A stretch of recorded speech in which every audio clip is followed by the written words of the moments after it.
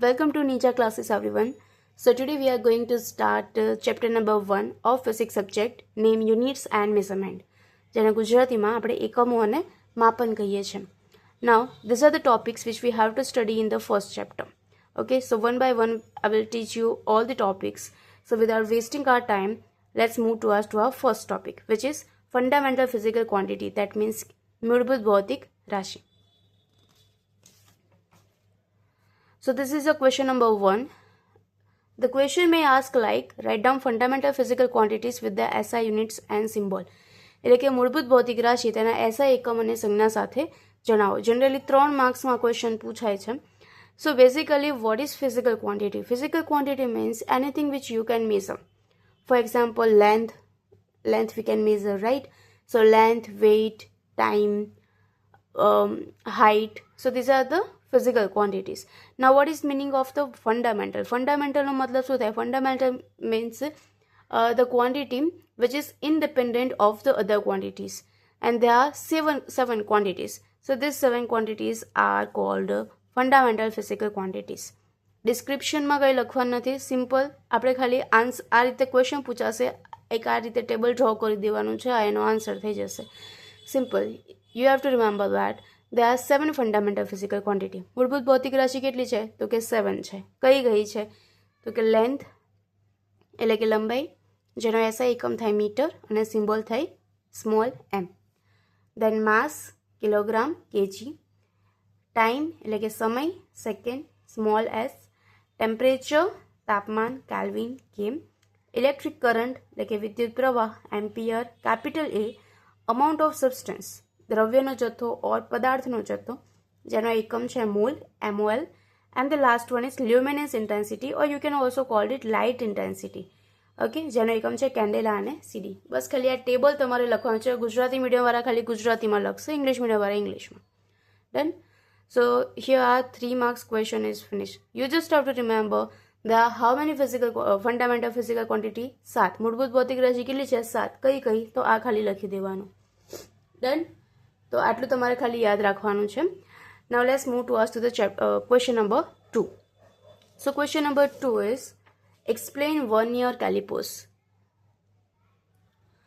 Now in vernier calipers તમને અલગ અલગ રીતે ક્વેશ્ચન પૂછાશે. ફોર એક્ઝામ્પલ કે વર્નિયર કેલિપર્સની આકૃતિ દોરો અને એનું વર્કિંગ સમજાવો, કાં તો પછી વર્નિયર કેલિપર્સ શું છે એની રચના સમજાવો. આપણે વન બાય વન આપણે આ ટોપિક કરીએ એટલે તમને ખબર પડી જશે કઈ રીતે ક્વેશ્ચન પૂછાય છે. ચલો ફર્સ્ટ. તો ફર્સ્ટ સેન્ટેન્સ આપણે વર્નિયર કેલિપર્સમાં લખવાનું છે કે French mathematician P. Vernier invented the vernier calipers. એટલે વર્નિયર કેલિપર્સના શોધક કોણ છે? તો કે ફ્રેન્ચના એક વૈજ્ઞાનિક છે P. વર્નિયર. ઓકે, MCQમાં મે બી પૂછાઈ શકે. દર એનો સિદ્ધાંત શું છે? તો એ LC પર વર્ક કરે છે. It works on least count. Least કાઉન્ટનો શોર્ટ ફોર્મમાં આપણે LC કહીએ છીએ, જેને ગુજરાતીમાં લઘુત્તમ માપ શક્તિ કહીએ છીએ. So it works on least count or vernier calipers લઘુત્તમ માપ શક્તિના સિદ્ધાંત પર કાર્ય કરે છે. એ રીતે આપણે લખવાનું છે. LC means what? તો બધા જ ઇન્સ્ટ્રુમેન્ટની LC હોય. LC નો મતલબ છે કે એ ઇન્સ્ટ્રુમેન્ટ વડે લેવામાં આવતું નાનામાં નાનું માપ. ફોર એક્ઝામ્પલ કે આપણી પાસે કોઈ સ્કેલ છે, રાઈટ? હવે ફોર એક્ઝામ્પલ કે આપણી પાસે આ સ્કેલ છે. હવે આ સ્કેલમાં ઉપરનો જે સ્કેલ જે છે એ શેમાં આપેલો છે? સેન્ટીમીટરમાં આપેલો છે. ઓકે, સેન્ટીમીટરમાં છે. તો આનાથી નાનામાં નાનું માપ આપણે કેટલું લઈ શકાય? 0 અને 1ની વચ્ચે 10 કાપા છે તો ઓછામાં ઓછું આપણે 0.1 સેન્ટીમીટરનું આપણે મેઝરમેન્ટ કરી શકીએ કે 0.1 સેન્ટીમીટરમાં આટલું માપ લઈ શકું. એનાથી નાનું માપ ના લઈ શકાય એક્યુરેટલી, રાઈટ? સો 0.1 સેન્ટીમીટર શું થઈ ગઈ? તો આ સ્કેલની LC થઈ ગઈ. સો બેઝિકલી જે સાધન વડે આપણે નાનામાં નાનું માપ એનું ઓછામાં ઓછું માપ જેટલું લઈ શકીએ એ માપને આપણે એ સાધનની લિસ્ટ કાઉન્ટ એટલે કે LC કહીએ છીએ. ચલો, નાઉ ધ ફોર્મ્યુલા હશે. કોની ફોર્મ્યુલા આપણે લખવાની છે? તો કે વર્નિયર કેલિપર્સની. તો વર્નિયર કેલિપર્સના LCની ફોર્મ્યુલા લખવાની છે. તેમાં 2 સ્કેલ હશે. ચલો, ઉપર આવશે LC is the smallest number of division of main scale upon total number of division on vernier scale.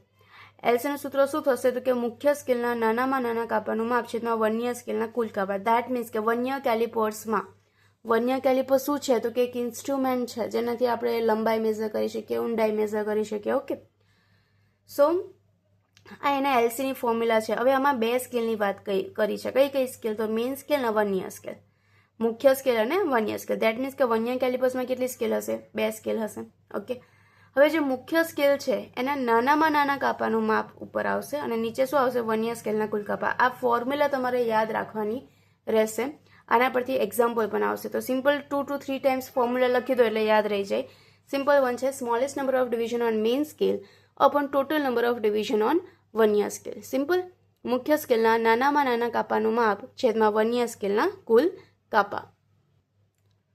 ચલો નેક્સ્ટ. ના એની એલસી જે છે તો એની વેલ્યુ કેટલી છે? તો ફોર વન્ય calipers value of LC is 0.01 centimetre. એટલે વન્ય કેલિપર્સની એલસીની માપ કેટલું છે? તો કે 0.01 સેન્ટીમીટર છે, જેને આપણે મિલીમીટરમાં ઇફ કન્વર્ટ કરીએ તો એનું કેટલું થશે? તો 0.1 મિલીમીટર થઈ જાય. ઓકે, સો આ તમારે એમસીક્યુમાં પૂછાઈ શકે છે. તો એ વન્ય કેલિપર્સની એલસીનું વેલ્યુ. ઓકે, ગુજરાતીમાં વન્ય કેલિપર્સની લઘુત્તમ માપશક્તિનું માપ કેટલું થયું? તો કે 0.01 સેન્ટીમીટર થાય.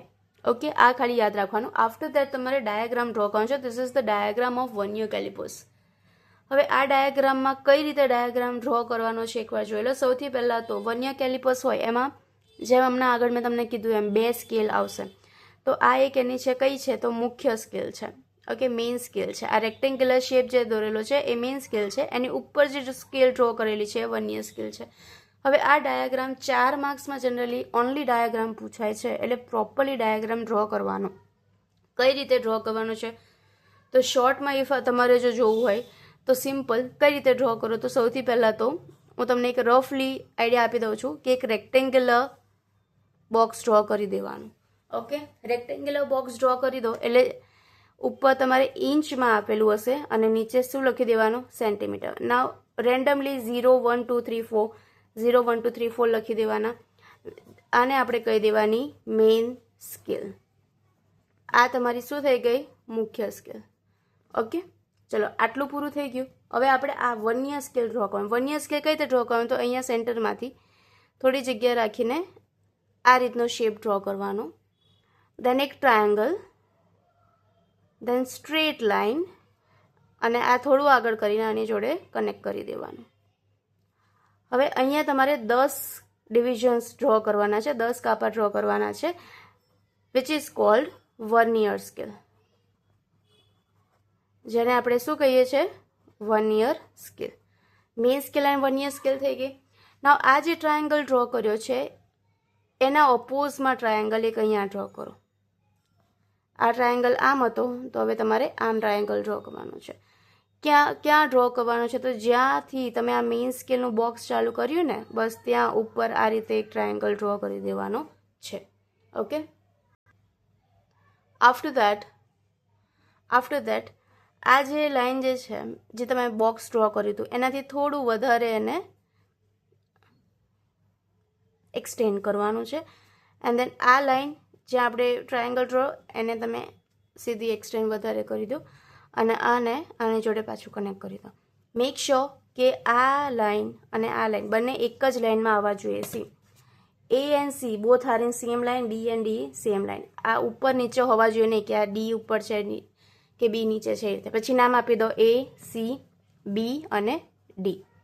નાવ AC અને BD are what? So AC and BD are jaws છે. સો AC is equal to above jaws એટલે કે ઉપરના જડબાઓ અને BD is equal to below jaws એટલે કે નીચેના જડબાઓ. Okay, main scale, vernier scale, AC, BD jaws થઈ ગયા. પછી જે વર્નિયર સ્કેલ જે છે એ એડજસ્ટેબલ છે, એ સ્લાઇડ કરી શકે છે. તો એના માટે અહીંયા તમને એક સ્ક્રૂ આપેલો છે, તો એક સ્ક્રૂ ડ્રો કરી દો. ક્યાં સ્ક્રૂ આવશે? તો કે વર્નિયર સ્કેલની ઉપર આવશે. ઓકે, સ્ક્રૂ ડ્રો કરી દીધો. And then at the end તમારે એક નાનું આ રીતે એક થીન સ્કેલ ડ્રો કરવાની છે જેનાથી આપણે ડેપ્થ મેઝર કરી શકીએ કોઈ. So which is called depth measuring scale. ઊંડાઈ માપવા માટેની સ્કેલ. કાં તો ડેપ્થ મેઝરિંગ બ્લેડ. બુકમાં બ્લેડ આપેલું છે, રોડ આપેલું છે, જે બી વર્ડ તમારે યુઝ કરવો હોય you can use it. Done. So this is how diagram you have to draw. સો આ થઈ ગયો તમારો વન્ય કેલિપર્સનો ડાયાગ્રામ. હોપફુલી કે પ્રેક્ટિસ કરશો તો પ્રોપરલી ખબર પડી જશે કઈ રીતે ડ્રો કરવાનો છે. સો this is your diagram. Now next is construction.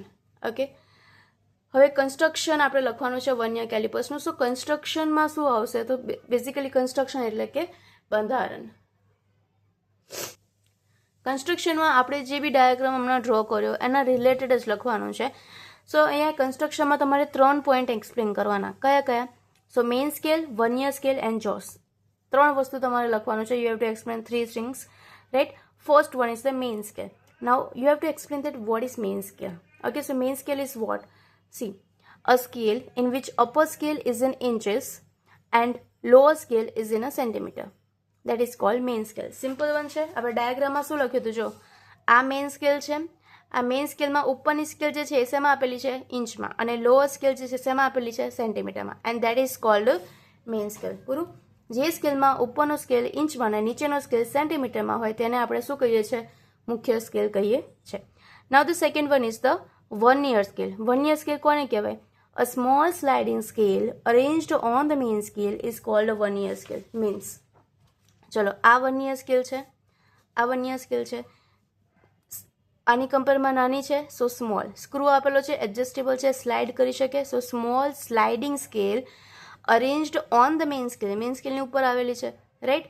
And that is called the vernier scale. Simple એક સેન્ટેન્સ ખાલી લખવાનું છે. Vernier scale means what? So vernier scale એટલે કે મુખ્ય સ્કેલની ઉપર એક નાનો સરકતો સ્કેલ ગોઠવેલ છે જેને આપણે શું કહીએ છીએ? Vernier scale. સો અહીંયા આપણું વર્નિયર સ્કેલ પણ પૂરું થઈ ગયું. Now the third one is the jaws. So jaws એટલે શું કહેવાય? તો આ જે આપણે ટ્રાયેંગલ જે ડ્રો કર્યા ને ACB અને D એને કહેવાશે જોસ. AC and BD. ચલો દે આર મેઇનલી 2 જોસ. 2 જોસ આવેલા છે, AC and BD. AC jaws are called above jaws, BD jaws are below jaws. Okay. Now what is the use of this jaws? So these jaws are used to hold the object.